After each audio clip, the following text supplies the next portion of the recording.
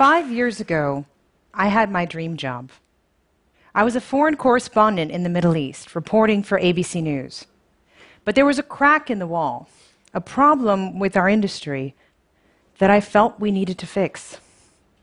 You see, I got to the Middle East right around the end of 2007, which was just around the midpoint of the Iraq War.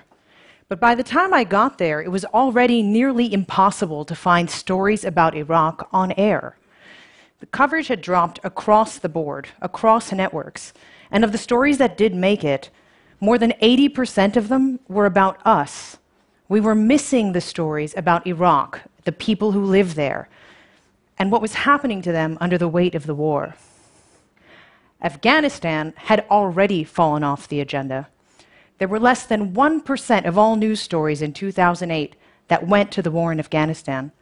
It was the longest war in US history, but information was so scarce that school teachers we spoke to told us that they had trouble explaining to their students what we were doing there, when those students had parents who were fighting and sometimes dying overseas. We had drawn a blank, and it wasn't just Iraq and Afghanistan. From conflict zones to climate change to all sorts of issues around crises in public health. We were missing what I call the species-level issues, because as a species, they could actually sink us. And by failing to understand the complex issues of our time, we were facing certain practical implications. How were we going to solve problems that we didn't fundamentally understand, that we couldn't track in real time, and where the people working on the issues were invisible to us, and sometimes invisible to each other? When you look back on Iraq, those years when we were missing the story were the years when the society was falling apart, when we were setting the conditions for what would become the rise of ISIS, the ISIS takeover of Mosul, and terrorist violence that would spread beyond Iraq's borders to the rest of the world. Just around that time where I was making that observation, I looked across the border of Iraq and noticed there was another story we were missing, the war in Syria. If you were a Middle East specialist, you knew that Syria was that important from the start. But it ended up being really one of the forgotten stories of the Arab Spring. I saw the implications up front. Syria is intimately tied to regional security, to global stability. I felt like we couldn't let that become another one of the stories we left behind. So I left my big TV job to start a website called Syria Deeply. It was designed to be a news and information source that made it easier to understand a complex issue. And for the past 4 years, it's been a resource for policymakers and professionals working on the conflict in Syria. We built a business model based on consistent, high-quality information and convening the top minds on the issue. And we found that it was a model that scaled. We got passionate requests to do other things deeply, so we started to work our way down the list. I'm just one of many entrepreneurs, and we are just one of many startups trying to fix what's wrong with news. All of us in the trenches know that something is wrong with the news industry. It's broken. Trust in the media has hit an all-time low, and the statistic you're seeing up there is from September. It's arguably gotten worse. But we can fix this. We can fix the news. I know that that's true. You can call me an idealist. I call myself an industrious optimist. And I know there are a lot of us out there. We have ideas for how to make things better. And I want to share 3 of them that we've picked up in our own work. Idea number 1. We need news that's built on deep domain knowledge. Given the waves and waves of layoffs at newsrooms across the country, we've lost the art of specialization. Beat reporting is an endangered thing. When it comes to foreign news, the way we can fix that is by working with more local journalists, treating them like our partners and collaborators, not just fixers who fetch us phone numbers and sound bites. Our local reporters in Syria and across Africa and across Asia bring us stories that we certainly would not have found on our own. Like this one from the suburbs of Damascus, about a wheelchair race that gave hope to those wounded in the war.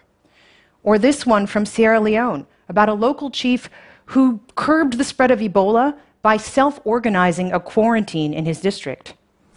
Or this one from the border of Pakistan about Afghan refugees being forced to return home before they're ready under the threat of police intimidation. Our local journalists are our mentors. They teach us something new every day, and they bring us stories that are important for all of us to know. Idea number 2, we need a kind of Hippocratic oath for the news industry, a pledge to first do no harm. Journalists need to be tough. We need to speak truth to power, but we also need to be responsible. We need to live up to our own ideals, and we need to recognize when what we're doing could potentially harm society, where we lose track of journalism as a public service. I watched us cover the Ebola crisis. We launched Ebola deeply. We did our best. But what we saw was a public that was flooded with hysterical and sensational coverage, sometimes inaccurate, sometimes completely wrong. Public health experts tell me that that actually cost us in human lives, because by sparking more panic and by sometimes getting the facts wrong, we made it harder for people to resolve what was actually happening on the ground. All that noise made it harder to make the right decisions. We can do better as an industry, but it requires us recognizing how we got it wrong last time and deciding not to go that way next time. It's a choice.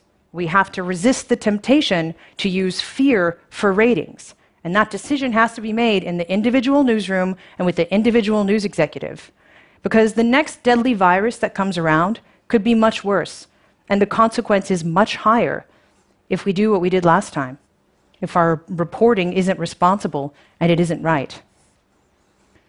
The third idea, we need to embrace complexity if we want to make sense of a complex world. Embrace complexity, not treat the world simplistically, because simple isn't accurate. We live in a complex world. News is adult education. It's our job as journalists to get elbow deep in complexity and to find new ways to make it easier for everyone else to understand. If we don't do that, if we pretend there are just simple answers, we're leading everyone off a steep cliff. Understanding complexity is the only way to know the real threats that are around the corner. It's our responsibility to translate those threats and to help you understand what's real so you can be prepared and know what it takes to be ready for what comes next. I am an industrious optimist. I do believe we can fix what's broken. We all want to. There are great journalists out there doing great work. We just need new formats. I honestly believe this is a time of reawakening, reimagining what we can do. I believe we can fix what's broken. I know we can fix the news. I know it's worth trying, and I truly believe that in the end, we're going to get this right. Thank you.